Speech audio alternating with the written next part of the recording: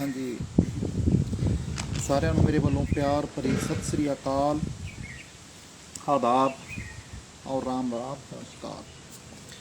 ਮੇਰੇ ਬਹੁਤ ਹੀ ਅਜ਼ੀਜ਼ ਦੋਸਤੋ, ਜਿਵੇਂ ਕਿ ਆਪਾਂ ਸਾਰੇ ਜਾਣਦੇ ਹਾਂ ਵੀ ਸਿੱਧੂ ਮੂਸੇਵਾਲ ਸਾਹਿਬ ਦਾ ਇੱਕ ਸੌਂਗ ਆਇਆ ਸੀ SYL।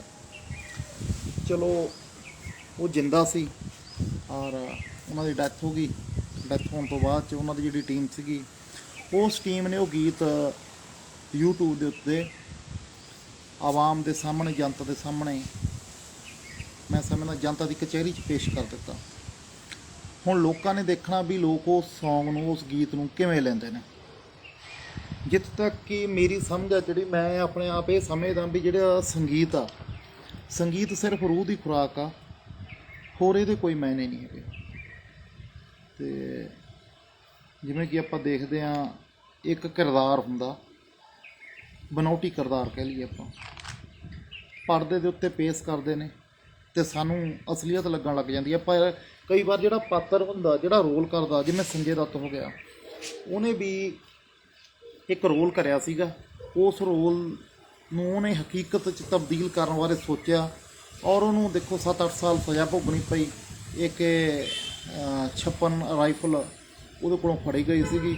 ਜਿਵੇਂ ਕਿ ਪਤਾ ਸਾਰਿਆਂ ਨੂੰ, ਉਹਨੇ ਕਿਰਦਾਰ ਦੀ ਕੋਸ਼ਿਸ਼ ਕੀਤੀ ਸੀ, ਰੀਅਲ ਕਿਰਦਾਰ ਨਿਭਾਉਣ ਦੀ ਆਹ ਦੁਨੀਆ ਦੇ ਵਿੱਚ, ਪਰ ਇਹ ਮੁਨਾਸਿਬ ਨਹੀਂ ਹੈਗਾ, ਕਿਉਂਕਿ ਸਾਨੂੰ ਪਰਦੇ ਦੇ ਉੱਤੇ ਹੀ ਗੈਂਗਸਟਰ ਜਾਂ ਹੋਰ ਉਗਰਵਾਦੀ ਜਾਂ ਕੋਈ ਵੀ ਸਾਨੂੰ ਵਧੀਆ ਲੱਗਦੇ ਨੇ, ਪਰ ਰੀਅਲ ਲਾਈਫ ਦੇ ਵਿੱਚ ਇਹ ਮੁਨਾਸਿਬ ਨਹੀਂ ਹੈਗੀਆਂ ਗੱਲਾਂ।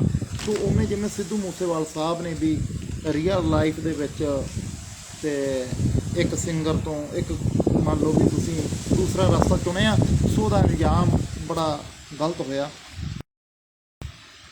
ਸੋ ਇਹ ਸੰਗੀਤ ਨੂੰ ਸਿਰਫ ਰੂਹ ਦੀ ਖੁਰਾਕ ਤੱਕ ਹੀ ਸੀਮਿਤ ਰੱਖਣਾ ਚਾਹੀਦਾ। ਪਰੰਤੂ ਹੁਣ ਜਿਹੜਾ ਮੁੱਦਾ ਉੱਠਿਆ ਹੋਇਆ, ਇਹ ਪੰਜਾਬ 'ਚ ਨਹੀਂ, ਹਰਿਆਣੇ ਦੇ ਵਿੱਚ ਆ। ਹਰਿਆਣੇ 'ਚ ਇਹ ਮੁੱਦਾ ਬੜੇ ਜ਼ੋਰਾਂ ਸ਼ੋਰਾਂ ਨਾਲ ਉੱਠਿਆ ਹੋਇਆ। ਮੈਂ ਸਮਝਦਾ ਜਿਹੜਾ ਇਨਸਾਨ ਮਰ ਗਿਆ, ਜਿਵੇਂ ਕਿ ਇੱਕ ਅਮਿਤ ਸ਼ੈਣੀ ਰੋਹਤਕੀਆ ਸਿੰਗਰ ਆ ਹਰਿਆਣੇ ਦਾ, ਉਹਨੇ ਇੱਕ ਪੋਸਟ ਕਰੀ ਸੀ। ਵਜਿੰਦਰ ਸਿੰਘ ਜਿਹੜੇ ਸਾਡੇ ਬਾਕਸਰ ਨੇ ਇੰਡੀਆ ਦੇ, ਇਹ ਰਹਿ ਰਹੇ ਨੇ, ਮੈਂ ਕਹਿੰਦਾ UK 'ਚ ਰਹਿ ਰਹੇ ਨੇ, ਅਤੇ ਉਹਨਾਂ ਨੇ ਵੀ ਪੋਸਟ ਕਰੀ ਸੀ, ਕਹਿੰਦੇ ਵੀ ਇਹ ਇਕੱਲਾ ਸੌਂਗ ਆ, ਤੁਸੀਂ ਸੌਂਗ ਦੇ ਤੌਰ 'ਤੇ ਇਹਨੂੰ ਲਵੋ, ਜੇ ਜਾਂ ਉਹਦੀ ਟਰਾਂਸਲੇਸ਼ਨ ਕਰੋ ਪੂਰੇ ਸੌਂਗ ਦੀ, ਤੁਸੀਂ ਸਮਝੋ ਵੀ ਉਹ ਕਿਹਾ ਕੀ ਆ। ਪਰੰਤੂ ਜਿੱਥੇ ਤੱਕ ਅਸੀਂ ਦੇਖਦੇ ਹਾਂ ਵੀ ਅਨਪੜ੍ਹ ਜਾਹਿਲ ਲੋਕ ਜਦੋਂ ਦੇਖ ਲੈਂਦੇ ਨੇ ਵੀ ਤੁਪਕਾ ਨਹੀਂ ਦੇਣਾ ਪਾਣੀ ਦਾ, ਅਤੇ ਸੋ ਉਹਨੇ ਕਿੰਨਾ ਭੜਕ ਜਾਂਦੇ ਨੇ। ਸੋ ਹਕੀਕਤ ਕੀ ਆ, ਸਾਨੂੰ ਸਮਝਣ ਦੀ ਜ਼ਰੂਰਤ ਆ। ਹਰਿਆਣਾ, ਪੰਜਾਬ ਜਿਹੜਾ ਕਿ 1966 ਦੇ ਵਿੱਚ ਅਲੱਗ ਹੋਇਆ ਸੀ। ਆਪਾਂ ਇਹ ਮੁੱਦੇ 'ਤੇ ਵੀ, ਮੁੱਖ ਮੰਤਰੀਆਂ 'ਤੇ ਵੀ ਆਵਾਂਗੇ। ਪਹਿਲਾਂ ਆਪਾਂ ਗੱਲ ਕਰਦੇ ਹਾਂ 1966 ਦੇ ਵਿੱਚ ਹਰਿਆਣਾ ਅਤੇ ਪੰਜਾਬ ਦੀ ਤਕਸੀਮ ਹੋਈ ਆ। ਇਹ ਤਕਸੀਮ ਨੂੰ ਸਰਅੰਜਾਮ, ਮੈਂ ਕਹਿੰਦਾ ਸਿਰੇ ਚਾੜ੍ਹਨ ਵਾਸਤੇ ਜਿਹੜੀਆਂ ਸ਼ਖਸੀਅਤਾਂ ਦਾ ਸਭ ਤੋਂ ਉੱਘਾ ਯੋਗਦਾਨ ਰਿਹਾ, ਉਹ ਅਕਾਲੀ ਦਲ ਔਰ ਹਰਿਆਣੇ ਦਾ ਬਾਂਸੀ ਲਾਲ, ਜਾਣੀ ਕਿ ਅਕਾਲੀਆਂ ਅਤੇ ਇੰਡੀਅਨ ਨੈਸ਼ਨਲ ਲੋਕ ਦਲ ਜਿਹੜੀ ਪਾਰਟੀ ਹਰਿਆਣੇ 'ਚ, ਅਨੈਲੋ ਕਹਿੰਦੇ ਆ ਜਿਹਨੂੰ, ਇਹਨਾਂ ਦਾ ਬੜਾ ਅਹਿਮ ਯੋਗਦਾਨ ਆ ਇਸ ਸੂਬੇ ਨੂੰ ਵੰਡਣ 'ਚ। ਅਤੇ ਇੱਕ ਤੀਸਰਾ ਪੱਖ ਵੀ ਇਹਦਾ ਹੈਗਾ, ਤੀਸਰੀ ਕੜੀ ਵੀ ਹੈਗੀ ਆ। ਉਹ ਕੜੀ ਕਿਹੜੀ ਆ? ਉਹ ਆ ਹਿੰਦੂ ਕੱਟੜਪੰਥੀ ਜਿਹੜੇ ਪੰਜਾਬ 'ਚ ਰਹਿ ਰਹੇ ਨੇ। ਦੇਖੋ, ਦੋ ਤਰ੍ਹਾਂ ਦੇ ਹਿੰਦੂ, ਦੋ ਤਰ੍ਹਾਂ ਦੇ ਸਿੱਖ, ਦੋ ਤਰ੍ਹਾਂ ਦੇ ਮੁਸਲਮਾਨ ਇੱਥੇ ਪਾਏ ਜਾਂਦੇ ਨੇ। ਇੱਕ ਕੌਮਨਲ ਆ, ਇੱਕ ਸੈਕੂਲਰ ਆ। ਜਿਹੜੇ ਕੌਮਨਲ ਲੋਕ ਨੇ ਉਹ ਹਰੇਕ ਧਰਮ ਦੇ ਵਿੱਚ ਨੇ, ਕੱਟੜਪੰਥੀ ਕਹਿੰਦੇ ਜਿਹਨਾਂ ਨੂੰ ਆਪਾਂ। ਸੋ ਕੱਟੜਪੰਥੀ ਜਿਹੜੇ ਮੁਤੱਸਵੀ ਲੋਕ ਸੀਗੇ ਉਸ ਟਾਈਮ ਦੇ, ਜਾਂ ਮੈਂ ਕਹਿੰਦਾ ਸਿੱਖ ਵੀ ਘੱਟ ਨਹੀਂ ਸੀ, ਸਿੱਖ ਵੀ ਕੌਮਨਲ ਸੀਗੇ। ਇਹਨਾਂ ਨੇ ਬੋਲੀ ਦੇ ਆਧਾਰ ਦੇ ਉੱਤੇ ਜੱਦੋ ਜਹਿਦ ਸ਼ੁਰੂ ਕਰ ਦਿੱਤੀ ਦੱਖਣੀ ਅਤੇ ਪੂਰਬੀ ਪੰਜਾਬ 'ਚ, ਔਰ ਪੱਛਮੀ ਪੰਜਾਬ ਦੀ ਜਿਹੜੀ ਵਾਂਗਡੋਰ ਸੀਗੀ ਉਹ ਇਹਨਾਂ ਦੇ ਬਾਦਲਾਂ ਦੇ ਹੱਥ ਆ ਗਈ, ਅਕਾਲੀ ਦਲ ਦੇ ਹੱਥ ਆ ਗਈ। ਅਕਾਲੀਆਂ ਦੇ ਪ੍ਰਧਾਨ ਸੰਤ ਫਤਿਹ ਸਿੰਘ ਹੋ ਗਏ, ਮਾਸਟਰ ਤਾਰਾ ਸਿੰਘ ਹੋ ਗਏ। ਉਸ ਤੋਂ ਬਾਅਦ ਜਿਹੜੀ ਆ ਬਾਦਲ ਜੁੰਡਲੀ ਆ, ਇਹ ਹੋ ਗਈ। ਸੋ ਇਹਨਾਂ ਨੇ ਅਹਿਮ ਯੋਗਦਾਨ ਪਾਇਆ ਪੰਜਾਬ ਦਾ ਵਿਭਾਜਨ ਕਰਨ 'ਚ, ਤਕਸੀਮ ਕਰਨ 'ਚ, ਵੰਡਣ 'ਚ, ਡਿਵਾਈਡ ਕਰਨ 'ਚ। ਸੋ ਹੁਣ ਗੱਲ ਇਹ ਆ ਬਈ, ਜਿਹੜਾ ਮੇਨ ਮੁੱਦਾ ਵੀ ਹਰਿਆਣੇ ਦੇ ਜਿਹੜੇ ਲੋਕ ਨੇ ਜਾਂ ਪੰਜਾਬ ਦੇ ਲੋਕ ਨੇ, ਉਹ ਇੱਕ ਚਾਹੁੰਦੇ ਨੇ, ਉਹ ਇੱਕਾ ਚਾਹੁੰਦੇ ਨੇ। ਬੋਲੀ ਸਾਡੇ ਮਾਇਨੇ ਨਹੀਂ ਰੱਖਦੀ। ਮੈਂ ਖੁਦ ਵੀ ਹਰਿਆਣਵੀ ਲੈਂਗੁਏਜ ਬੜੇ ਅੱਛੇ ਤਰੀਕੇ ਨਾਲ ਬੋਲ ਲੈਣਾ। ਇਹ ਅਸਲ ਮੈਂ ਐਕਚੁਅਲੀ ਗੱਲ ਕੀ ਆ ਨਾ, ਇਹ ਬਾਂਗਰੂ ਬੋਲੀ ਆ ਜਿਹੜੀ ਹਰਿਆਣਵੀ ਲੈਂਗੁਏਜ ਆ। ਇਹਦੇ ਵਿੱਚ ਤਕਰੀਬਨ 60-65% ਪੰਜਾਬੀ ਦੇ ਲਫ਼ਜ਼ ਨੇ, ਇਹ ਤੋਂ ਵੱਧ ਹੀ ਹੋਣਗੇ। ਸੋ ਉਦੋਂ ਵੱਧ ਹਰਿਆਣਾ ਪੰਜਾਬੀ ਵੀ ਬੋਲਦਾ। ਕਰਨਾਲ ਕੁਰੂਕਸ਼ੇਤਰ ਏਰੀਆ 'ਚ ਤੁਸੀਂ ਚਲੇ ਜਾਓ, ਯਮੁਨਾ ਨਗਰ ਚਲੇ ਜਾਓ, ਇੱਧਰ ਆਪਾਂ ਚਲੇ ਜਾਈਏ ਉੱਤੇ ਪੰਚਕੂਲਾ ਚਲੇ ਜਾਈਏ, ਉੱਥੇ Punjabi language, Punjabi speaking area. ਅਤੇ ਆਪਾਂ ਜੇ ਦੱਖਣ 'ਚ ਜਾਈਏ, ਦੱਖਣ 'ਚ ਸਿਰਸਾ, ਫਤਿਆਬਾਦ, ਹਿਸਾਰ ਦਾ ਕੁਝ ਇਲਾਕਾ ਪੰਜਾਬੀ ਲੈਂਗੁਏਜ ਬੜੇ ਅੱਛੇ ਤਰੀਕੇ ਨਾਲ ਬੋਲਦਾ ਹੀ ਨਹੀਂ, ਲਿਖਦਾ ਵੀ ਆ, ਪੜ੍ਹਦਾ ਵੀ ਆ।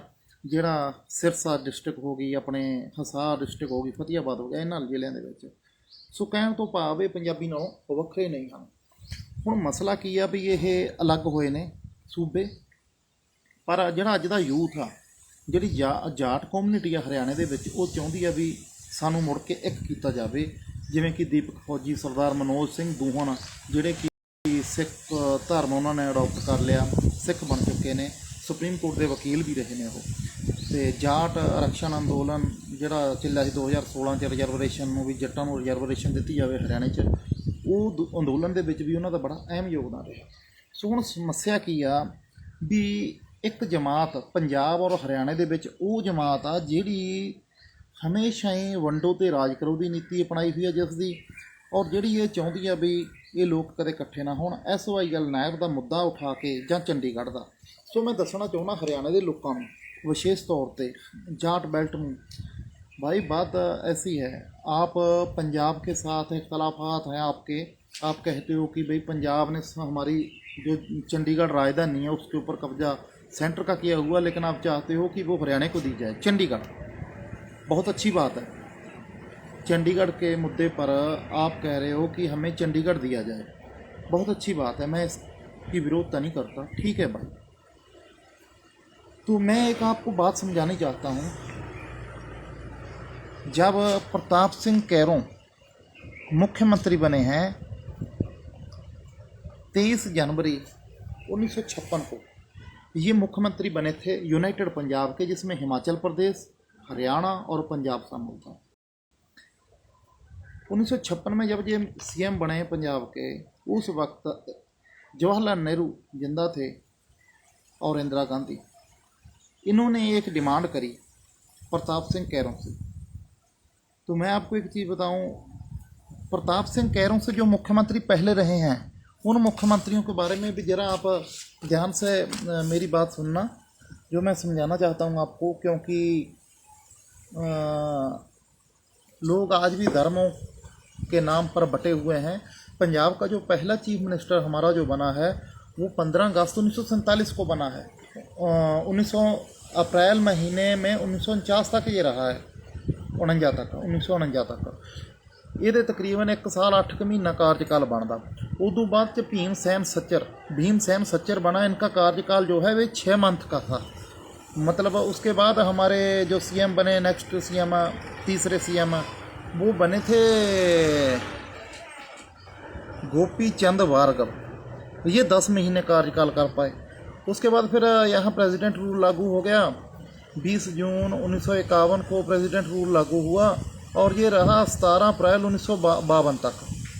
51 से 52 तक तकरीबन 10-11 मंथ ये बनता है। उसके बाद फिर भीमसेन सच्चर हमारे चीफ मिनिस्टर बनते हैं, जो कि पहले बन चुके थे 49 और 51 के दरमियान, जिनका कार्यकाल 2.5 साल के करीब था, 2.25 साल था। वो जब चीफ मिनिस्टर बनते हैं तो ये 4 साल पूरे करते हैं अपने। 1952 में ये बनते हैं और ये 1956 को इनको गद्दी से उतार दिया जाता है। और 1964 को जो इंदिरा गांधी का दौर था, इंदिरा गांधी के दौर में भीमसेन सच्चर चीफ मिनिस्टर बनते हैं पंजाब के। ये मेरा ख्याल जनवरी मंथ में बने थे, जनवरी मंथ में। ये इन्होंने 4 साल पूरे किए हैं। उसके बाद फिर हमारे पंजाब में पहला CM जो हमने दिया, जो जाट कम्युनिटी से ताल्लुक़ रखता था, उससे पहले भी अगर आप हम इतिहास में नज़र उठाकर देखें, नज़र मारें, तो 1937 में जब इलेक्शन हुए थे पंजाब में, उस वक्त यूनियनिस्ट पार्टी ने मुस्लिम लीग और कांग्रेस, इंडियन नेशनल कांग्रेस को पछाड़ कर यहाँ पर हुकूमत कायम करी थी। एक बात गौर से सुनना ध्यान से मेरे भाइयों, उस वक्त पंजाब में चीफ मिनिस्टर नहीं बना था। जो यूनाइटेड पंजाब पेशावर से रेवाड़ी तक था, डेरा गाजी खान इस्माइल खान से चंबा तक था, केलांग डिस्ट्रिक्ट तक था। जो पंजाब हमारा सिरमौर डिस्ट्रिक्ट से अपने डेरा इस्माइल खान तक था, जिसमें मुल्तान डिवीज़न भी आती थी, वहाँ इतने बड़े महापंजाब में पीएम बना था। मैंने एक दिन बताया था आपको कि भाई उत्तर प्रदेश भी बाद में बना है, ये अवध को मिला करके, रोहेलखंड को, बुंदेलखंड को और सेंट्रल दिल्ली के इलाकों को मिला करके ये उत्तर प्रदेश बाद में गठन हुआ है। उसी तरह राजस्थान भी नाम का कोई स्टेट नहीं था, राजस्थान भी बाद में बना है। तो जो पंजाब के जो चीफ मिनिस्टर थे, जब ये प्रताप सिंह कैरों बने हैं, इन्होंने 8 साल का कार्यकाल पूरा किया अपना। इससे पहले भीमसेन सच्चर बने, ये बने थे 52 से लेकर 56 तक, इन्होंने 4 साल किया कार्यकाल पूरा। उसके बाद अगर किसी ने पूरा कार्यकाल किया है तो मैं समझता हूँ 8 साल के लगभग प्रताप सिंह कैरों हमारे चीफ मिनिस्टर रहे हैं। उसके बाद फिर इन्होंने इस्तीफ़ा दे दिया। इन्होंने इस्तीफ़ा क्यों दिया वो भी मैं बात करूँगा। आप मेरी वीडियो है ना, ये ध्यान से सुनने वाली है। इन्होंने इस्तीफ़ा क्यों दिया था वो भी मैं बताऊंगा आपको। जब प्रताप सिंह कैरों मुख्यमंत्री, जो हमारी राजधानी थी, कैपिटल थी पंजाब हरियाणा हिमाचल की, चंडीगढ़ थी, लाहौर के बाद में शिफ्ट होकर यहाँ नया शहर बसाया गया। गाँवों को उजाड़ करके उसका नाम चंडीगढ़ रखा गया। चंडी माता मंदिर था वहाँ पर, उस देवी के नाम से शहर का नाम चंडीगढ़ रखा गया। तो जो उसके बाद हमारे चीफ मिनिस्टर बनते हैं गोपी चंद भार्गव। गोपी चंद भार्गव ये वही भार्गव हैं जिन्होंने 10 मंथ अपने कुर्सी पर ये रहे थे। तकरीबन 1949 से लेकर 1951 तक ये 10 मंथ रहे थे। ये वही गोपी चंद भार्गव है और ये दोबारा बनते हैं 15 दिन के लिए, मात्र 15 दिन के लिए चीफ मिनिस्टर बनते हैं। उसके बाद हमारे जो नेक्स्ट पीएम आते हैं, सीएम आते हैं, वो आते हैं अपने रामकृष्ण नाम था उनका, रामकृष्ण। इन्होंने लगभग 2 साल पंजाब की जो वांगडोर है अपने हाथ में लेके रखी और जब तक ये यूनाइटेड पंजाब था, यूनाइटेड पंजाब को इन्होंने 2 साल लीड किया है। 2 साल यहाँ हुकूमत करी है। फिर यहाँ पर लगता है प्रेसिडेंट रूल, राष्ट्रपति शासन। जो राष्ट्रपति शासन लगा, जो 4 मंथ के लिए लगा था, ये तकरीबन ये नवंबर मंथ में हमारे हम लोग अलग हुए थे, हरियाणा पंजाब और हिमाचल। नवंबर से ये मार्च तक रहा, नवंबर से मार्च, 4 मंथ प्रेसिडेंट रूल लागू रहा पंजाब में। तो इस दौर में मेरे भाइयों 4 मंथ इनका प्रेसिडेंट रूल रहा। और उसके बाद हमारे जो चीफ मिनिस्टर बने थे बाद में अलग होने के बाद पंजाब के, वो ज्ञानी गुरमुख सिंह थे। ज्ञानी गुरमुख सिंह मुसाफिर को हम बड़े अच्छे तरीके से जानते हैं। जब हम 8th क्लास में या 7 क्लास में या 8 में हमने पंजाबी की कविता पढ़ी है मेरे ख्याल में, ये मुझे नहीं पता, 9वीं 10वीं जब, हाँ हमने पढ़ी हैं। ज्ञानी गुरमुख सिंह की कविता आती थी हमें। ये वही गुरमुख सिंह हैं जो हमारे चीफ मिनिस्टर बने थे। ये अलग होने के बाद में थे। अब बाद में करता हूँ तकसीम पर, जब हम डिवाइड हुए, अलग हुए। भाइयों बातें जरा दिमाग से गौर से समझने वाली हैं। 1 मिनट मैं कैमरा साफ कर लूँगा। तो दोस्तों आज जो सबसे बड़ी समस्या है, परिस्थितियाँ हैं, ये तकरीबन वही परिस्थितियाँ हैं जब हमारे चीफ मिनिस्टर प्रताप सिंह कैरों थे ना, जो ये 1964 में जो प्रॉब्लम थी वही प्रॉब्लम आज है। हम आज कहीं ना कहीं 1964 में जाके खड़े हो गए हैं। 56 से 64 का जो कार्यकाल रहा 8 साल का इनका, हमारे प्रताप सिंह कैरों सीएम का, हम वहीं खड़े हैं आज भी। देखिए प्रताप सिंह कैरों अमेरिका में पढ़ के आए थे। वहाँ पर उन्होंने एग्रीकल्चर के ऊपर विशेष ध्यान दिया और तवज्जो दी एग्रीकल्चर को, और ये हरी क्रांति को जन्मदाता है प्रताप सिंह कैरों। प्रताप सिंह कैरों जब हरी क्रांति, इन्होंने पंजाब में रेवोल्यूशन, जो ग्रीन रेवोल्यूशन आया है, ये इन्हीं की देन है। इन्होंने ही फरीदाबाद, जो हमारा गुड़गांव फरीदाबाद इलाका है, वहाँ पर जितनी भी इंडस्ट्री लगाई है इन्होंने ही लगाई थी। और उसके बाद हम देखते हैं भाखड़ा नंगल बांध भी बना, उस पर भी आते हैं। भाखड़ा नंगल जो बांध बना, इस बांध के ऊपर भाइयों आप हैरान हो जाओगे, पंजाब में एक वर्ग ऐसा था जिसने इसकी मुखालफत करी और कहा कि ये डैम नहीं बनना चाहिए। और जो हमारे पंजाब के किसान थे, जट किसान थे, इनको कहने लगे जब पानी में से बिजली निकल गई, देखिए जाट कितना बोला था, जाट किसानों को कहा गया कि जब पानी में से बिजली निकल गई तो उसमें क्या लस्सी रहेगी। तो मतलब ये किसने कहा था, मैं बताता हूँ। ये कहा था लाला जगत नारायण जगबाणी के जो मेन संस्थापकों में आते हैं, संस्थापक हैं वो। जो जगबाणी अखबार है, पंजाब केसरी पेपर जो है पंजाब से निकलता है और अम्बाला से छपता है, अम्बाला में भी छपता है हिंदी का पंजाब केसरी, और पंजाब में जगबाणी नाम से मशहूर है। लाला जगत नारायण नाम बड़ा, ये मैं इनका किरदार जो बड़ा फिरका प्रस्त रहा है पंजाब में। इन्होंने ही जब पंजाब में हमारे इलेक्शन हुए थे, इलेक्शन होने के बाद पंजाब में रायशुमारी कराई थी, रेफरेंडम करवाया था पंजाब में कि जो इंसान हिंदी बोलता है वो अपनी मातृभाषा हिंदी लिखवाए, जो पंजाबी बोलता है वो पंजाबी लिखाए। तो इन्होंने पंजाब के हिंदुओं को कहा कि आपकी मातृभाषा हिंदी है। पंजाब के जो हमारे हिंदू भाई हैं वो बेचारे भोले भाले, उन्हें इतना नहीं पता था, उन्होंने अपनी भाषा हिंदी लिखवा दी। तो शहरों में हिंदी भाषा उन्होंने सब जगह हिंदी लिखवाई, जबकि वो पंजाब में जलंधर में रहते थे। जलंधर डिवीज़न जो है हमारे ही पंजाब के, वहाँ पंजाबी ही लैंग्वेज बोली जाती है। पंजाबी तो बल्कि कुल्लू मनाली तक बोली जाती है, मैं खुद गया हूँ। तो भाइयों, लाला जगत नारायण जी ने बहुत ज़्यादा विरोधता करी, बंसी लाल ने करी, जो बादल जुंडली है पंजाब में, मास्टर तारा सिंह और हमारे संत फतेह सिंह, इन्होंने भी कहीं ना कहीं बहुत बड़े एहतजाज किए, विरोध प्रदर्शन किए, नारेबाजी करी, पुलिस को गोलियां भी चलानी पड़ी। पंजाबी सूबा जिंदाबाद का नारा लगाना गैर कानूनी करार दे दिया था प्रताप सिंह कैरों की सरकार ने। और हरियाणा में लोगों को भड़काया गया कि आपकी जो मातृभाषा है वो हिंदी है, हरियाणवी भाषा के ऊपर पंजाबी थोपने जा रहे हैं प्रताप सिंह कैरों। प्रताप सिंह कैरों का विरोध हुआ, जबकि प्रताप सिंह कैरों कहते थे कि मैं पंजाब को तकसीम नहीं होने दूंगा। और जो हमारे अकाली हैं, जो सिखों को अपनी अहम कहते हैं कि हम सिखों की नुमाइंदगी करते हैं पूरे विश्व में, उन लोगों ने बेगैरतों ने पंजाब का विभाजन करवाने में अहम योगदान दिया था। तो दोस्तों, मसला ये है कि आज किस मोड़ पे खड़े हैं। मैंने कहा ना 1964 वाले मोड़ पे खड़े हैं। क्यों खड़े हैं? देखिए, प्रताप सिंह कैरों को इंदिरा गांधी ने बुलाया अपने पास नई दिल्ली में, और सफर जंग रोड जो उनका बंगला है, उस बंगले में बुलाया इनको, और इन्हें कहा गया कि आप पंजाब के 4 ज़िले, 4 डिस्ट्रिक्ट हमें दे दो। कैरों साहब ने कहा कि कौन कौन से?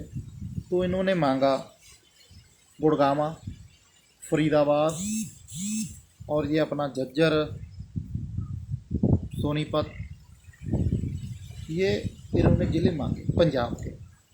तो प्रताप सिंह कैरों ने कहा कि भाई मैं तुम्हें पंजाब की 1 इंच ज़मीन नहीं दूंगा। तो इन्होंने दलील दी कि यह दिल्ली सल्तनत के हिस्से थे, ये हम पंजाब से अलग लेना चाहते हैं और हमें ये 4 ज़िले दिल्ली में शामिल करने हैं, दिल्ली प्रदेश को बड़ा करना। क्योंकि दिल्ली जो है इतनी भीड़ भड़के वाला शहर है, इतनी आबादी है वहाँ की, वो आबादी चाहती है कि हम दिल्ली से बाहर निकलें, जो इंडस्ट्री है वो दिल्ली से बाहर निकले। आपको भी पता कितना प्रदूषण है, एशिया में ही नहीं पूरी दुनिया में सबसे गंदा जो हवा, जो जिसका वातावरण सबसे दूषित है, वो नई दिल्ली है, वो हमारी दिल्ली है, हमारी कैपिटल है सबसे गंदी दुनिया में प्रदूषण के मामले में। तो दोस्तों, इंडस्ट्री को बाहर निकलना है दिल्ली से, जगह चाहिए, तो वो जगह प्रताप सिंह कैरों से मांगी गई, लेकिन कैरों साहब ने साफ इनकार कर दिया।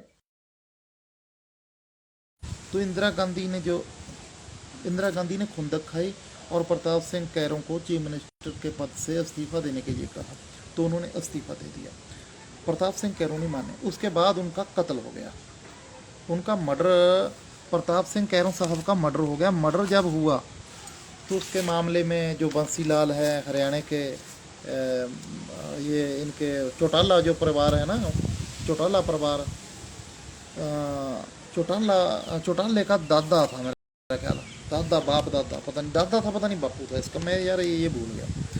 जो इंडियन नेशनल लोकदल जो पार्टी है, इनके ऊपर आरोप लगे और माहौल ये बनाया गया कि प्रताप सिंह कैरों का मर्डर जो है वो हरियाणवी बेल्ट के लोगों ने किया है।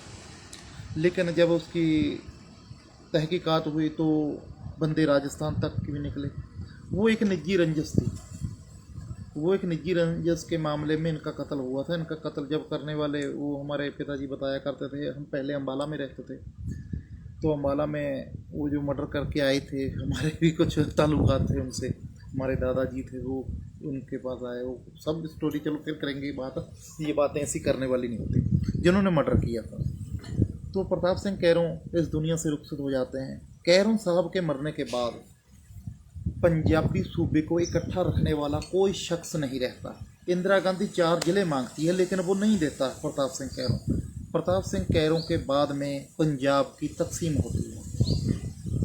मैंने क्यों कहा कि 1964 के माहौल में आज हम जी रहे हैं, वो भाइयों ये कि आज हम नहीं, जो हमारी दिल्ली है, दिल्ली एनसीआर बन चुका है। दिल्ली एनसीआर नेशनल अपने जो हमारी राजधानी है, national capital region, national capital region में मेरा ख्याल यही इसकी फुल फॉर्म बनती है, या और भी सकती है कोई, चलो खैर। एनसीआर, एनसीआर जो राजधानी के करीबी इलाके हैं, इन्होंने गोल चक्कर मार के वो सारे दिल्ली में शामिल कर लिए। हरियाणा के बंदे ये कहते हैं कि हमें चंडीगढ़ चाहिए। अरे भाइयों, एक शहर चाहिए, आपने तो 4 शहर गवा दिए। जो हमारी राजधानी है दिल्ली, इंडिया की कैपिटल है, उसके जो चारों ओर ज़िले लगते हैं, हरियाणा का इलाका 3 तरफ से लगता है, दिल्ली का इलाका सिर्फ गाज़ियाबाद डिस्ट्रिक्ट से लगता है। लेकिन शामली, गाज़ियाबाद, मेरठ और गढ़ तक, गुजरौला गढ़ तक ये इलाका, और इधर बुलंदशहर हो गया, नोएडा हो गया, गुड़गांव हो गया, फरीदाबाद हो गया, नूह पटौदी का जितना, ये अलवर का इलाका हो गया, भरतपुर ज़िला हो गया, और भिवानी डिस्ट्रिक्ट हो गया, महेंद्रगढ़ डिस्ट्रिक्ट हो गया, झज्जर डिस्ट्रिक्ट हो गया, अपने रोहतक ज़िला हो गया, रब भला करे आपका, पानीपत ज़िला हो गया, सोनीपत ज़िला हो गया, बागपत डिस्ट्रिक्ट हो गया। तो इतना इलाका मिला के इसको नेशनल कैपिटल रीजन घोषित कर दिया गया है। यहाँ इस रीजन में जो मैं ट्रक चलाता हूँ, को पता है, जो ट्रक हैं, जो 4 व्हीकल हैं, 2 व्हीलर हैं, 4 व्हीलर, 2 व्हीलर, जितने मर्जी, मतलब जो भी डीजल से चलने वाले वाहन हैं, जो भी डीजल से चलने वाले वाहन हैं, समेत किसान के ट्रैक्टर के किसान जो ट्रैक्टर चलाता है ना, ट्रैक्टर से लेकर कोई भी डीजल से चलने वाला, पेट्रोल से चलने वाला व्हीकल हुआ जो 10 साल से ऊपर चला गया, उसको बैन, उसको सीज कर दिया जाएगा, उसको बॉन्ड कर दिया जाएगा, उसको बंद कर दिया जाएगा। उसको बंद करने के बाद उसकी नीलामी हो जाएगी, आपको नहीं मिलेगा।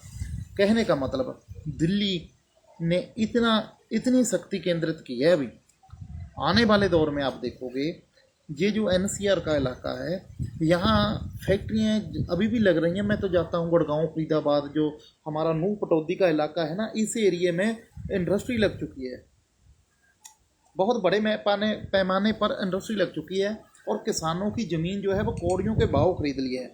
तो एक बात मेरी अपने कान खोल के ध्यान से सुन लो हरियाणा के भाइयों, भी आप देखो, मुझे पता है कहाँ कौन सी बिरादरी रहती है हरियाणा के अंदर। ये वो इलाके हैं दिल्ली एनसीआर के, जहाँ पर एक ही बिरादरी, जाट बिरादरी, सबसे अहम वोटर भी है और सबसे बड़ी कम्युनिटी वहाँ की जो मूलवासी है, ये जाट बिरादरी आती है। और उसके बाद तकरीबन मेरे ख्याल से गुज्जरों का नंबर आ जाता है, फिर मुसलमान आ जाते हैं, फिर हिंदू आ जाते हैं, जो शहरी वर्ग हिंदू है। तो मेरे भाइयों, आज ये आपसे ज़िले छीन लिए गए हैं। पहले 4 ज़िले मांगते थे, आज 6-7 ज़िले आपके कोई छीन लिए। महेंद्रगढ़ हो गया, भिवानी हो गया, रोहतक हो गया, गुड़गांव हो गया, फरीदाबाद, नूह, और उसके बाद सोनीपत, पानीपत, 9 डिस्ट्रिक्ट, 8-9 ज़िले आपके छीन लिए गए हैं। और दूसरी तरफ हम देखते हैं जहाँ जाट बिरादरी सबसे अधिक संख्या में है, वो शामली इलाका आ गया। वो मेरे ख्याल से सहारनपुर भी इसमें शामिल है। इसमें सहारनपुर भी मुझे लगता है, जहाँ ननौता, गंगोह तक तो ये इलाका होगा ही। जो ननौता है, गंगोह है, जलालाबाद है, हो सकता है ये इलाका भी इसी में शामिल होगा, नेशनल कैपिटल रीजन में। और देवबंद का इलाका हो गया, मेरठ तो पूरा ही गया, बुलंदशहर पूरा गया। ये कौन से इलाके हैं? ये वो इलाके हैं जहाँ जाट बिरादरी सबसे अधिक संख्या में रहती है। किसानों के पास ज़मीनें हैं, लेकिन आने वाले टाइम में आपके पास ज़मीनें नहीं रहेंगी। हरियाणा, पंजाब और जो दिल्ली के निवासी हैं, जो दिल्ली के रीजनल लोग हैं, उनकी संख्या मात्र हरियाणा, पंजाब और दिल्ली के लोगों की संख्या 35% है। 65% दिल्ली राजधानी में बाहर के लोग बसते हैं, जिनमें पूर्वी अधिक हैं। जो पूर्वी लोग हैं वो तकरीबन 55% पूर्वी लोग रहते हैं, जो उत्तर प्रदेश के अवध के इलाका, जो अवध का इलाका जिसको हम लखनऊ बोलते हैं, लखनऊ से लेके बंगाल तक, बांग्लादेश के बॉर्डर तक का जो पूर्वी इलाका है हिंदुस्तान का, वहाँ के लोग दिल्ली में बसे हुए हैं आके। और वो कारोबारी भी हैं, फैक्ट्री इंडस्ट्री भी उनकी लगी हुई है। तो किसानों के पास क्या है, किसानों के पास ज़मीन है, किसान बेच देंगे धीरे धीरे, क्योंकि किसान को जब मुंह मांगे पैसे मिलते हैं कारपोरेट उनकी ज़मीनें छीन लेगा। और उसके बाद होगा क्या, आपके बुजुर्ग, आपके आने वाली नस्लें वो दिहाड़ी मजदूरी करेंगी यहाँ दिल्ली में। और आप चंडीगढ़ के चलते हमसे झगड़ा करते हो पंजाब के लोगों से, लेकिन भाइयों आपसे तो इतना बड़ा इलाका छीन लिया इन्होंने, आज उसे घोषित किया है नेशनल कैपिटल रीजन है। आने वाले दौर में वहाँ का जो मेन प्रबंध है वो भी दिल्ली के अधीन हो जाएगा। आप एक शहर के चलते, चंडीगढ़ के चलते हमसे झगड़ा करते हो, आपको नहीं करना चाहिए। बल्कि आपको तो मेरे ख्याल में ये और सिस्टम होगा। आप एक बात मेरी ध्यान से कान खोल के सुन लेना, आने वाले टाइम में इन्होंने सिखों के साथ, वो जो मेजर गौरव आर्य है ना, उसकी आप लैंग्वेज सुनना, उसकी वीडियो देखना ध्यान से। वो नहीं बोलता, वो अजीत डोभाल जो हमारा क्या नाम है उसका, अजीत डोभाल है, ये हरिद्वार के पास का है, पौड़ी का। तो वो इंसान जो है ना, वो इंसान खुद कहता है कि हिंदुस्तान की जो सेंट्रल सरकार है हमारी, उसको सिखों से बात करनी चाहिए। सिख जो अपना अलग देश मांगते हैं, जहाँ उनके अंदर विरोध भावना है, उसको शांत किया जाए। सिखों को खुश करने के लिए, पंजाब के लोग खुश करने के लिए, हरियाणा का पंजाबी बोलने वाली जो बेल्ट है करनाल तक की, मतलब दिल्ली एनसीआर को छोड़ के दूसरा जितना भी इलाका है, इन्होंने एक ना एक दिन पंजाब को वापस दे देना है। और जो ज़िले मैंने आपका 9-10 ज़िले बताए हैं जहां जाट संख्या बहुसंख्यक हैं, उन लोगों को इन्होंने जोड़ देना है नेशनल कैपिटल में, दिल्ली में। तो दिल्ली का भी विस्तार हो जाएगा और उसके बाद हरियाणा का अस्तित्व खत्म हो जाएगा। मैं तो ये चाहता हूँ कि हरियाणा के लोगों को और पंजाब के लोगों को ये कहना चाहिए कि हमें पंजाब में दोबारा शामिल किया जाए। हमारा महापंजाब, हमारा यूनाइटेड पंजाब, अणवंड्या पंजाब, उसी पंजाब में हमें शामिल हो जाना चाहिए। और जो ये नेशनल कैपिटल रीजन घोषित किया है, इसको ना मानते हुए हरियाणा के लोगों को इनके खिलाफ बोलना चाहिए। और हरियाणा के जो आज लीडर हैं, सिर्फ वोट के चलते इन्होंने प्रवासी मजदूरों के राशन कार्ड बना बना के वोटों के चक्कर में इन्होंने ना आपको ख़त्म कर दिया है। आज हरियाणा के अंदर 35 बिरादरियों को एक तरफ करके जाट बिरादरी को एक तनहा छोड़ दिया। लेकिन भाइयों घबराने की ज़रूरत नहीं, हम आपके साथ हैं। पंजाब का जो नौजवान है, जो रोशन दिमाग है, जो बुद्धिमान आदमी है, वो हमेशा ही अपने जाट भाइयों के साथ रहेगा। क्योंकि हमारा इतिहास है, जब हमारे बाबा बघेल सिंह धारीवाल जाट सरदार थे, जो जस्सा सिंह रामगढ़िया, जस्सा सिंह आहलूवालिया, जब दिल्ली पर जलगार की, इन्होंने दिल्ली पर हमला किया, उस टाइम में इन्होंने जवाहर सिंह जो भरतपुर के राजा थे ना, जाट राजा, उनकी मदद करी और उनके पिताजी महाराज बाबा सूरजमल जी को शहीद कर दिया था नजीब खान के सैनिकों द्वारा। यहाँ अपने बुराड़ी में हुआ था ये मुकाबला, सादरा के मैदान में, दिल्ली सादरा में। तो वहाँ इनको शहीद कर दिया था बाबा सूरजमल जी को। ये भरतपुर स्टेट के राजा थे। उसके बाद इनका लड़का हुआ जवाहर सिंह, वो छोटी उम्र में था, उसको एक औरत ने ताना मारा, कहने लगी भाई पगड़ी बांध रखी है सिर में, भाई जा जाके, तेरे बाप की पगड़ी तो दिल्ली में रुल रही है। तो ये दिल्ली के ऊपर हमलावर हुए और सिखों से मदद ली और सिखों ने भी मदद करी, क्योंकि हमारी जाट बिरादरी हमारी एक है, हमारी बिरादरी एक है। तो हमने इकट्ठे होकर दिल्ली को फतेह किया। ये हमारा इतिहास है। और दिल्ली की जो उस टाइम जो बादशाह थे, बादशाह की बेटी के साथ सूरजमल के बेटे जवाहर सिंह ने शादी कराई बाकायदा हिंदू रीति रिवाज से, और उसे बहू बना के भरतपुर लेके गया, हाथी पे बैठा के, कहा कि जिन्होंने मेरे बाप का सिर काटा था मैं उसकी बेटी ब्याह ले आया हूँ। इतना बड़ा काम किया था जाट बिरादरी ने। तो मेरे भाइयों, आज जाटों को मुतहद होना चाहिए, इकट्ठे होना चाहिए। पंजाब का जो एक गीत आया है सिद्धू मूसेवाला साहब का, उसको इग्नोर करो। और पंजाब हमेशा ही आपके ऊपर जान छिड़कता है। आप हमारे भाई हो, आप हमसे जुदा नहीं हो। तो आपको देखना चाहिए कि अब करना क्या है। मैं तो ये चाहता हूँ, मेरे जैसे जो लोग हैं, हम तो ये चाहते हैं कि गंगा के मैदानों से लेके जहाँ जहाँ जाट बिरादरी बैठी है, जहाँ तक जाट बिरादरी बैठी है उसको पंजाब बनाना चाहिए, पंजाब में शामिल करना चाहिए। हमें लैंग्वेज की कोई प्रॉब्लम नहीं, मैं खुद भी हरियाणवी भाषा बड़े अच्छे तरीके से बोल रहता हूँ। अब मैं हिंदी बोल रहा हूँ, मैं हिंदी में, ताकि मेरी बात लोगों को समझ में आ जाए। तो बात यह है कि अगर मुझे बंदा जैसा मिलता है, मैं पश्चिमी उत्तर प्रदेश में रहता रहा हूँ, मुजफ्फरनगर में, मुजफ्फरनगरी में तो बहुत अच्छे तरीके से बोल रहता हूँ। और हरियाणवी और पश्चिमी उत्तर प्रदेश की जो जाट बेल्ट की भाषा है, क्षेत्रीय भाषा, वो पंजाबी से 65% जो शब्द हैं हरियाणवी में और पश्चिमी वेस्ट यूपी की खड़ी बोली में, वो पंजाबी लैंग्वेज के बोल है। पंजाबी जो हमारी भाषा है, हमारी बोली है, उसके शब्द हैं उसमें। पंजाब में भी एक बोली नहीं बोली जाती, अमृतसर में कोई और भाषा बोलते हैं, मालवे में मलवई बोलते हैं, हमारी भाषा भी नहीं मिलती एक दूसरे से। कई शब्द हम ऐसे कहते हैं जो कि माझे के लोग उसको मजाक में लेते हैं, जैसे टूही, मतलब चलो गंदे शब्द हैं, इनको यूज़ नहीं करना है। तो मैं आपको बताना चाहता हूँ, भाषा का कोई मैटर नहीं है। भाषा कैसे आपकी बदली, हमारी कैसे बदली, ये बात भी समझने वाली है। देखिए लिपि, पंजाब के पास अपनी लिपि है, गुरमुखी लिपि, जो गुरु नानक देव जी ने हमें दी है 35 अक्षरों वाली। तो लिपि हमने गुरमुखी इस्तेमाल करनी। पहले हमारे लोग उर्दू लिपि इस्तेमाल करते थे, पंजाब के उर्दू, हमारे बुजुर्ग से पूछ लेना, वो उर्दू बोलते थे और उर्दू लैंग्वेज लिख भी लेते थे। मेरे गांव में भी 3-4 बुजुर्ग हैं जो पुराने ज़माने के पढ़े हैं, वो उर्दू लिख लेते थे। तो उर्दू जो जवान है, उर्दू यहाँ की पंजाब की मतलब मेन भाषा हुआ करती थी। दफ्तरों में जो काम होता था वो उर्दू में होता था। जब अंग्रेज आए तो पहले फारसी में होता था, पर्शियन में, उसके बाद उर्दू हो गया, उर्दू के बाद में इंग्लिश हो गई। और जब वर्तमान पंजाब अलग हुआ पाकिस्तान से और भाषा के आधार पर हरियाणा और हिमाचल बट गए, तो यहाँ गुरमुखी भाषा लागू होगी। गुरमुखी भाषा लिपि गुरमुखी लागू कर दी। और अगर हम देखें हरियाणा की भाषा, यार 4 दहाके हो चुके हैं, नहीं ज़्यादा हो गए। 66 में लागू हुआ, 34 वो और 22 ये, 50, 55, मतलब वही यार 60 साल के करीब हम लोग हो गए। 55 से 60 साल के हम लोग अलग हुए हो गए। इन सालों में पूरी 2 नस्लें ख़त्म हो गई हमारी और तीसरी शुरू होगी। तीसरी नस्ल हमारी शुरू हो चुकी है। तो आप ये समझ लो, इतनी 3 पीढ़ियों को आपने भाषा से तोड़ के रखा, आपने पंजाबी से तोड़ के रखा 3 पीढ़ियों को। अब धीरे धीरे भाइयों उनकी हिंदी भाषा होगी। तो अगर आप देखें, हमारे इलाके में भी खड़ी बोली बोलते थे, लेकिन अभी धीरे धीरे पंजाबी गीत सुन के, फिल्में देखकर हमारी भाषा एक हो चुकी है पूरे पंजाब की। पहले हमारी भी अलग अलग भाषा हुआ करती थी, डोगरी अलग है, डोगरी पंजाबी। तो ये हमने गुरमुखी लिपि इस्तेमाल करने शुरू कर दी। अगर हरियाणा के लोग भी, हरियाणवी और हिमाचली जो हमारे भाई हैं, वो हिंदी की जगह यदि गुरमुखी लिपि लिखने लग जाएं तो उनकी भाषा तो है ही पंजाबी। पंजाब भी पंजाब का इलाका था ये सारे का सारा। कैमरा खराब है।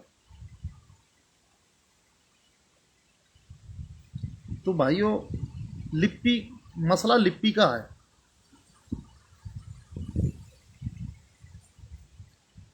तो ये जो लिपि का मसला है, लिपि का मसला, लिपि अगर आप पंजाबी लिखने लग जाओगे तो जाहिर है कि आप की दूसरी तीसरी पीढ़ी में फ़र्क पड़ जाएगा। हम भी उर्दू लिखते थे, पंजाब के लोग, हमारे लोग पर्शियन में लिखते थे। पंजाबी गुरमुखी तो 1966 के बाद में पंजाब में लागू करी है। तो मेरे भाइयों, आपसे हमारी नस्ल मिलती है, हमारी जातियाँ एक हैं, हमारी नस्ल एक है। आप हमारे नज़दीक हो, ना कि आप पूर्वियों के नज़दीक हो। जो पूर्वी लोग हैं उत्तर प्रदेश, एक तो पश्चिमी उत्तर प्रदेश हो गया जिसको हम रोहेलखंड कहते हैं। जो रोहेलखंड का इलाका है वो हमारा है, हमारे भाई हैं वो रोहेलिए।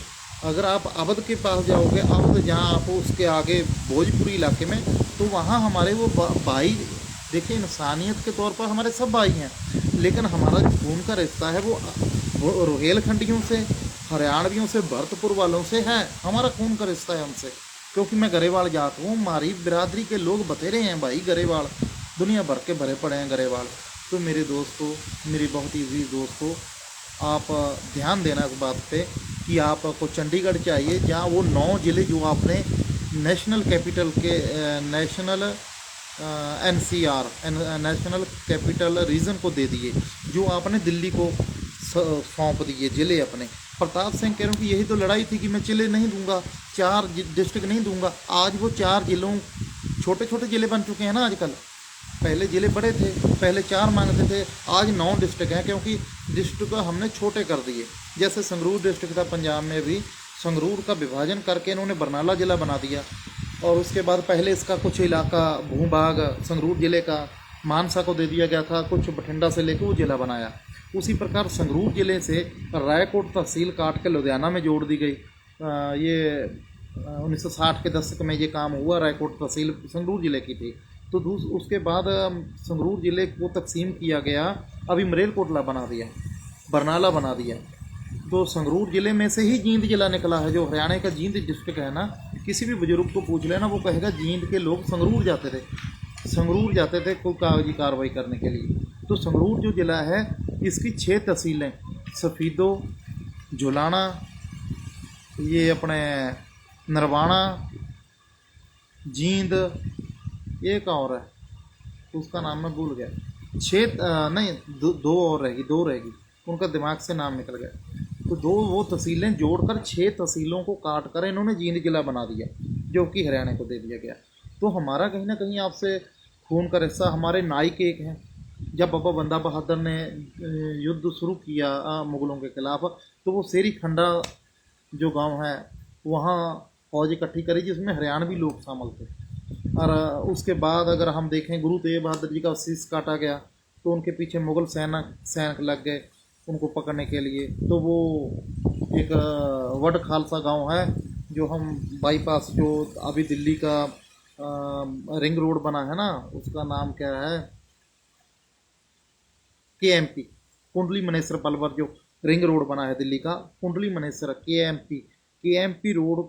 जब हम चढ़ते हैं ना इधर गाजियाबाद तरफ, तो चढ़ो मत, उसके नीचे से एक रास्ता गया है, आगे जाके एक गांव आता है, उस गांव का नाम है बड खालसा। बड खालसा में बाबा बंदा बहादुर भी आए। उससे पहले गुरु तेग बहादुर जी का शीश लेके भाई जैता जी वहीं गए। जब उस गांव में गए, तो गांव में बताया कि मेरे पीछे मुग़ल सैनिक लगे हुए हैं। बाबा खुशहाल सिंह दाहिया बुजुर्ग अवस्था में थे, गुरु तेग बहादुर जी की उम्र के थे। तो उन्होंने कहा कि बेटा, अपने जो बड़े फर्जंद थे, उन्होंने कहा कि मेरा सिर काट के मुग़लों को दे दो, और गुरु जी का शीश भाई जैता जी को लेके अनंतपुर साहिब पहुंचा दो। मतलब इतनी बड़ी, हमारा तो आपका कोई फ़र्क ही नहीं है, हम तो एक हैं यार। तो आज ज़रूरत है जागरूक ना होना। हमें जागरूक नहीं थे हम पहले, रोशन दिमाग नहीं थे। आज लोग पढ़ लिख गए हैं, हमने आज इतिहास पढ़ना शुरू कर दिया। इतिहास, हिस्ट्री जब नहीं पढ़ोगे ना, तो आप पशु के बराबर हो। हिस्ट्री पढ़िए, तारीख पढ़िए, अपने बुजुर्गों को याद करिए यार। तो आपका और हमारा कोई झगड़ा नहीं। हमने आप ये देख लो, किसान आंदोलन में हरियाणा के लोगों ने कितनी सेवा करी है पंजाब के लोगों की, और पंजाब के लोगों ने कितनी सेवा करी है हरियाणा के लोगों की। हमारा आपसे खून का रिश्ता है। आप मनोज सिंह दूहन जो भी बात कहते हैं, उनको बड़े ध्यान से सुना करिए। मनोज सिंह दूहन एक बुद्धिजीवी व्यक्ति है, वो कोई आम शख्स नहीं है। उसने हिंदू धर्म छोड़ के सिख धर्म अडॉप्ट कर लिया, और वो सिखी का प्रचार कर रहा है। मैं सिख होने के नाते नहीं ये बातें कह रहा, मैं अपनी कम्युनिटी के तरफ से कह रहा हूँ। हमारी और आपकी कम्युनिटी एक ही है। मैं भी जट, आप भी जट, मेरी बिरादरी के लोग, मेरी कम्युनिटी के लोग दुनिया भर के हरियाणा में, मैं गरेवाल हूँ। हमारे गोत के लोग भिवानी में दुनिया भर के हैं। इधर सांपड़ा एरिया में चले जाओ, वहाँ बैठे हैं हमारे गोत के बंदे भाई। तो बात नहीं हुआ है आप जो। अच्छा, एक चीज़ और है, जो हरियाणा में मैंने एक चीज़ देखी है, जो लोग विरोध कर रहे हैं वो कौन है? वो शर्मा जी हैं, वो वर्मा जी हैं, वो राजपूत भाई हैं। राजपूत आए दिन सिखों को गाली देते हैं। मैं किसी बरादरी का नाम नहीं लेना चाहता था। राजपूत आए दिन सिखों को गाली देते हैं, सिखों के गुरुओं के खिलाफ बोलते हैं, और जाटों को बहुत टॉलरेट करते हैं, जाटों से नफरत करते हैं, जाट बिरादरी से, जाति विशेष करके। अभी उन्होंने कहा ना, जब मुख्यमंत्री बना खट्टर बहन चो, इसने कहा कि मैंने हरियाणा में चौधरियों की चौधर ख़त्म कर दी। तो मैंने कहना चाह रहा हूँ भाई, हमारी चौधर पहले भी थी, आज भी है, और आगे भी रहेगी। हमारी चौधरी रही है। हमारे छोरे, हमारी बिरादरी के लोग ही बॉर्डर पे बैठे हैं, छाती में गोली खाए हैं दुश्मन की हैं। हमारी इस देश को कितनी बड़ी देन है भाई। कभी न्यू सोचो, अगर हमारे छोरे बॉर्डर पे आ जाएं, तो बॉर्डर पे जो शहरी वर्ग है, इनके छोरे कोई नहीं जानेंगे, यो नहीं बॉर्डर पे जावेंगे। बॉर्डर पे हमारी बिरादरी के लोग जा रहे हैं जिन्हें गद्दार और खालिस्तानी करार दे रहे हैं। जो क्या कह रहे हैं भाई, यो खालिस्तानी है, जो इनके खिलाफ है, मोदी के खिलाफ है भाई, यो देशद्रोही है भाई, यो खालिस्तानी है। अरे तुम ही देशभक्त रह गए, तुम ही देशभक्त रह गए। हमारा इतिहास है भाई, हमारे इतिहास में किसी भी जाट ने, चाहे वो हिंदू जाट हो चाहे वो सिख जाट हो, इन्होंने अपनी छोरी मुगलों को नहीं दी। जबकि यो राजपूत बिरादरी के जो हमारे भाई हैं, इन्होंने तो अपनी बेटियों के डोले दे के मुगलों को अपनी जानें बचाई हैं भाई। कुछ मराठे बैठे हैं हरियाणा में पानीपत एरिया में, वो गाली देते हैं सिख सरदारों को। आए दिन हो रहा है काम। एक दिन करनाल में हमारे एक छोरे के चाकू खोप दिया पेट में। कभी हमारे गुरुद्वारों के आगे आके खालिस्तान मुर्दाबाद, कभी सिख पंथ मुर्दाबाद। अरे भाई तुम ही जिंदाबाद रह गए। तो भाइयों थोड़ा सोचो और दलितों को साथ लेके चलो। जो दलित जातियाँ हैं, शेड्यूल कास्ट है, उनकी इज्जत करो। और एक बात मैं दलितों को भी कहना चाहता हूँ भाई, आपका एक हमसे शिकवा है। आप यूँ कहते हो कि भाई यो ऊंची जात के जो लोग हैं, ये हमारे से काम करवाते रहे गंदे, हमारे से गंद उठवाते रहे। भाई न्यू सोच लो, हमारी बात ध्यान से सुन लो। हमारी जात जो है, हमारी बिरादरी जो है, यो गाँवों में रहती थी, यो शहरों में नहीं रहती थी। शहरों में कौन सी बिरादरियाँ रहती हैं वो आपको बेहतर तरीके से हमारे से पता है। आज भी अगर हम शहरों को देखें तो शहरों में जो बिरादरियाँ हैं वो 80% है। हमारी बिरादरी के लोग तो 20% ही शहर में होंगे, 80% आज भी शहरी वर्ग कौन है आप अच्छे तरीके से जानते हो। और भाइयों हमारे खेत हुआ करते थे, हमारे दोहरे यो काम करने आते थे दलित भाई हमारे। जब यो काम करने आते थे तो हमारे खेतों में काम करते थे। हम भी खेतों में से जितनी भी गेहूँ या धान जो भी मन ने बो रखा था उसमें से इनको हिस्सा दिया करते थे। खाने के दाने देते थे पूरे साल भर के, अनाज हमारे बुजुर्ग देते थे। जब मैं छोटा था मन ने भी भाई गेहूं भर के कोली में दे के कुल्फी ली है। पहले गेहूं ही चलते थे, पैसे किसी के पास ना थे। और 10 पैसे 20 पैसे चलते थे हमारे पास। आज भी वो पड़े हैं पुराने, जो 1 पैसा 2 पैसा 3 पैसा। आज तो उनकी वैल्यू नहीं रही। किसी ज़माने में 1 पैसा भाई कीमती था, पैसा था ही नहीं किसी के पास। तो भाइयों यो जो गंद उठवाते थे, नालियाँ साफ़ करवाते थे, हमारी बिरादरी के लोगों ने कोई नहीं करवाई तुमसे साफ। हमारी बिरादरी के लोग तो भाइयों गाँवों में रहते थे। हमारे गाँवों में जो हमारे खेत थे, हमारे खेतों में से आप जाते थे, लैट्रीन लूटरीन जाते थे। हमारे बुजुर्ग भी खेत में जाया करते थे भाई। जो हाँ इतना ज़रूर है, जो डंगर पशु का काम हमारे भाई करते थे रविदासिया बिरादरी के लोग, वे भी अपनी खुशी से करते थे भाई। उन्हें किसी ने ज़बरदस्ती नहीं कहा भाई तुम यो काम करो, उनकी अपनी पसंद थी। जैसा जूता भाइयों, एक बात कहूँ मैं, हमारे लोगों ने काम छोड़ दिया जो चमड़े का काम करते थे। चमड़े के जो जूते हैं ना, जैसे पंजाब में जूती बनती है भाई, वो ऐसा जूता कोई फैक्ट्री में ना तैयार हो गए। अगर यो काम अभी भी करें ना हमारे भाई, तो समझो चमड़े का जो जूता है ना, वो ये एक कारोबार है चमड़े का। चमड़े का जूता सबसे बेहतरीन जूता है भाई। अगर हम और भी नज़र मारें तो हमारे तो जो खेतों में से हम लोग पानी काटते थे कुएं में से, उसमें चमड़े का बना हुआ रहता था क्या पानी काटने वाला। आप तो बेहतर तरीके से जानते हो, हरियाणा में तो अब तक चलता रहा भाई, कुएँ थे अभी तो पानी नीचे चला गया। अरे पानी का मसला है भाई। अरे भाई न्यू कह रहा हूँ मैं भाई, पंजाब और हरियाणा में जो हमारा जो झगड़ा है, झगड़ा कोई ना है, जो हमारा कोई झगड़ा ना है भाइयों। हमारे पास पानी है ही नहीं। हरियाणा और पंजाब को तो सिर्फ 8% पानी है, उसी में साले जूत बजा रहे हैं दोनों। अगर राजस्थान का पानी देखो, सबसे ज़्यादा पानी हमारे राजस्थानी भाई यूज कर रहे हैं, इस्तेमाल कर रहे हैं। और राजस्थानी हमारे भाई पानी का सबसे बड़ा हिस्सा राजस्थान यूज़ करता है। आप लोग जागिए, आप लोग जागरूक होइए। जो राजस्थान को पानी जा रहा है वो रेत में सीम रहा है। और बारिश आ गई भाई काफ़ी, तो मैं अपना बोरिया बिस्तरा समेट लूँ। यो देखो बारिश पड़ रही है। अब मैं कोठे पे बैठा था तो यो वीडियो बनाने के लिए। तो भाइयों बातें बहुत होगी, वीडियो काफ़ी लंबी होगी। अच्छा तो सत श्री अकाल सारिਆਂ ਨੂੰ भाई, राम राम मेरे दोस्तों।